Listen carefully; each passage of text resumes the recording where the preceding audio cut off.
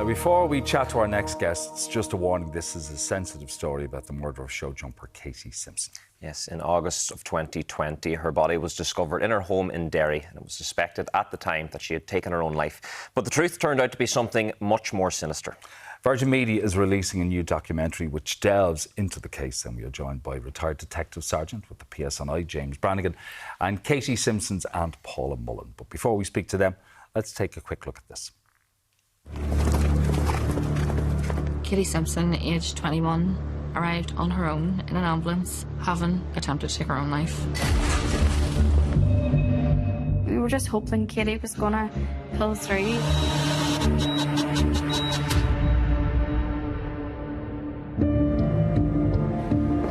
There was a view from policing that this was a suicide. Katie Simpson was known as a fantastic writer. All her friends were also connected to that horsey and equestrian world. She always looked with a smile on her face. She had everything to live for. There's someone who realised this was not as it seemed. Something that was going on in her life that she had to keep a secret. Welcome to the show. Thank you for coming in. Paula, you're Katie's auntie. So tell us about Katie. What kind of person was she? Yeah, Katie was just fun-loving girl, loved life, very talented in what she did. Loved her friends, full of development, carry on. Just, full of life. And show jumping was something that was very important. Yeah, very talented and loved doing it, so she did. And James, you obviously came across this case, a retired PSNI detective. What made you want to get involved? So remember, the public contacted me on the 11th of August in relation to concerns they had over the incident and knowledge they had of the background to the case. So as an officer there, you were duty bound to look at it and see what the concerns were. And as soon as I looked at it, it did strike me there was questions that needed answered. Where was her phone? A young girl found without a phone. The post-mortem photographs, the bruises on her legs, her arms, both her hands like boxing gloves swollen, but no ligature mark. These were basic questions that I felt needed to be answered, and I started looking in to try to get those questions answered, because the family needed those questions answered. This member of the public wanted those questions answered. Wasn't saying, oh, there's something wrong here. Just answer the basic questions.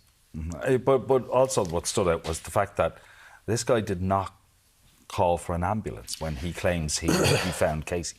Yeah. So he didn't call for an ambulance. And when you look at it at a macro level, looking down, she was a dead girl in a car covered in bruises, semi-naked, and the guy driving the car says she hung herself. Yeah. You know, there's a lot of questions when something like that happens, and just try answer those questions. Yeah, so immediate red flags, I suppose. I mean, what was your reaction and the family's reaction when you found out that you heard she was being taken to the hospital? Oh, just shock. Couldn't believe it. Probably every family goes through that with suicide. You know, you just could not believe that she would do that, would want to do that. Why? Yeah, was that the immediate thought? She wouldn't have done this? Yeah, very much so. Mm-hmm. She just was so happy all the time, always smiling. Never thought of that. Never. Mm-hmm. So the last person. What entered your head at that time? Why? You know, why would you do something like that? Just by the time her mum got to the hospital, the police had left. Yeah. I only lived 10 minutes from the hospital, so I was able to get there, me and my daughter, pretty quick. But Katie's mum, the time she got there would have been an hour 45, 2 hours, before she would have been able to get there. But the police just left. They never...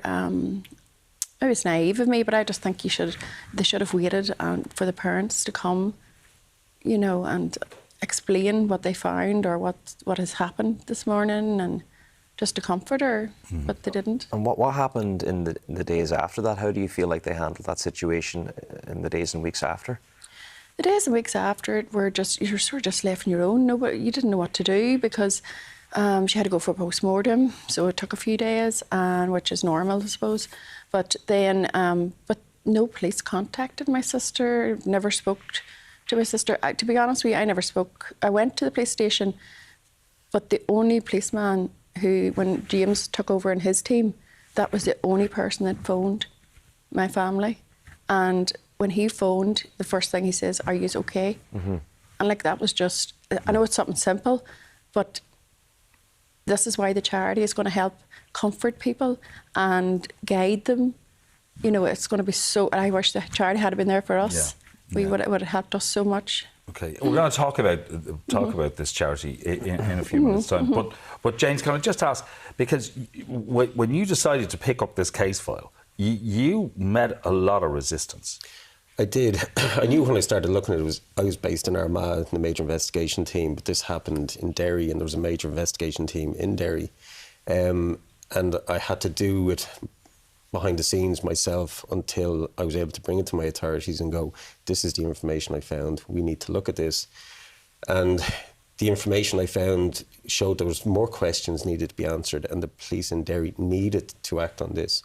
They didn't at the time, and the more I persisted with it, the worse the intimidation got, and it was senior officers trying to intimidate me not to look into it. Now, I can't talk about them much because there is a criminal investigation going on into that, but yes, there was a lot of resistance in relation to looking into it. And part of it is, and it's with police services, they're rank structured, disciplined organisations. And once they're on a path and they've made a decision, it's like trying to turn an oil tanker at that point, and you will find resistance when you're trying to do that. And eventually your investigation led you to charge Jonathan Creswell. Can you tell us a bit about him and what led you to charge him? It was just in January I was given the permission to go ahead with the investigation, and the police launched the murder investigation at that point. So we had to gather all the information. We couldn't tell the family what we were doing officially. We didn't want to alert Creswell of what was happening. And it was the 3rd of March we eventually arrested him. And when we looked at everything, how did Katie hang herself? How did he get her down? Was this possible? And when we looked at that, and when the interviews with Creswell, we asked him to draw out how she was hanging. And when he drew it out, he turned to his solicitor and says, "That's not long enough." And the solicitor looks at him, "I wasn't there." And at that point, I knew, right, we have him here now at this point. So yeah, it was. I never thought when I started this, it wasn't a case of somebody's murdered her. Is let's answer the questions. But I couldn't believe when we got to that point and we did successfully charge him. And credit to the team I was working with as well, and the effort everybody put into it. Creswell was in a relationship with your other niece. Yes, Paul. That's right. We started to discover, as you did, James, during this investigation, that this was a real story of coercive control. Yeah, and it's the control he had over all the women in this situation. Well, some of the women in this situation, not all of them, and where they control, and this other families I'm dealing with, where that coercive control kicks in, it's like a glue, a trauma glue that they're tied to this individual with, and the control these individuals have over their victims is powerful. But we have to look at Creswell. He's not a unicorn. There's loads of people out there like that, and where a woman is in a coercively controlling relationship, they're 70% more likely to die if they want to leave that relationship than any other woman. And if they're going to leave for another person, it's over 80% more likely to die than another woman. And that's something we're trying to create the awareness of in relation to coercive control and what the families should be looking out for. A lot of training and awareness in relation to coercive control is what the victims themselves should be looking at. We're looking at it from another point of view. What should the family be looking at? And as I said yesterday, you know, in Ireland and England, we have this attitude of, oh, it's not our business, we'll not intervene. Well, it's better to be uncomfortable, lose that friendship or relationship for a couple of weeks. That's easier than visiting the grave for the rest of your life. Paula, I mean, what was the reaction when Jonathan was charged? Did anyone in the family have any suspicions, or how did you react to that?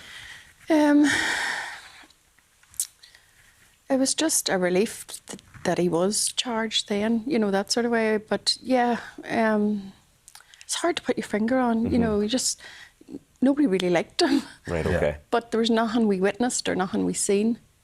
But now, I suppose, hindsight, you can look back and see things, you know.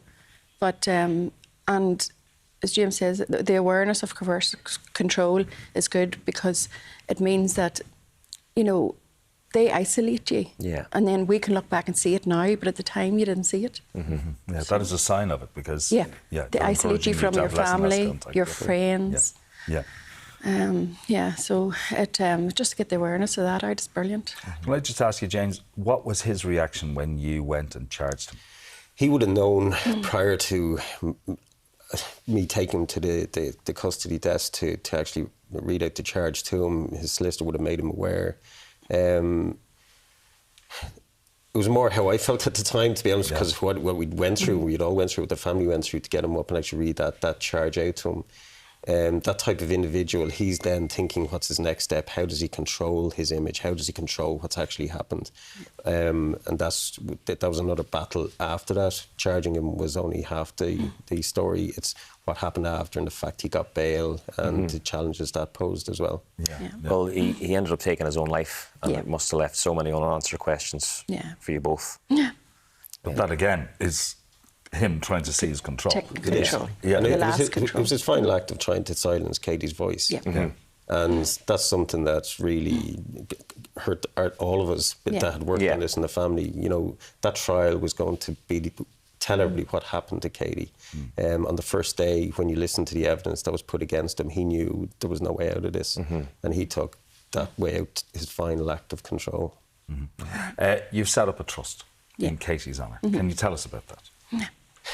Yeah, the charity set up because I was aware other police officers were coming to me asking for assistance in relation to friends or family they knew that needed help in relation to unanswered questions around the death of loved ones. And on the 18th of July, I set up the Katie Trust along with Paula and the family. And the aim of the trust is to help families whose loved ones have died through accident, suicide or disappearance, where they have unanswered questions. These families are lying in an abyss because they don't have access to anything that the state offers because their loved one hasn't died as a result of a crime. So most of these families have no voice, and I'm shocked at what we've uncovered. We're now representing 53 families. Wow. Between Northern Ireland, Republic of Ireland and England, and to date 5 of these incidents have been turned into homicide investigations through our action. We have ex-detectives working with us, analysts, counsellors, cybersecurity, the governance side of the charity. There's about 28 people working with the charity now in the last 6 months. I predict we'll have 150 families by this time next year because there is the need out there at the moment, and we need all the support and the help we can because it is a challenge, to be honest. Shocking. It is absolutely, it's a shocking story. And Paula, thank you, and James, thank you for coming in. Thanks for having us. Just a reminder to you that Showjumper Murder Episode 1 will air on Wednesday, this coming Wednesday, January 14th at 9 p.m. on Virgin Media 1, with the second part of it the following week. Now, if you've been affected by anything discussed in this interview, please visit virginmediatelevision.ie /helplines.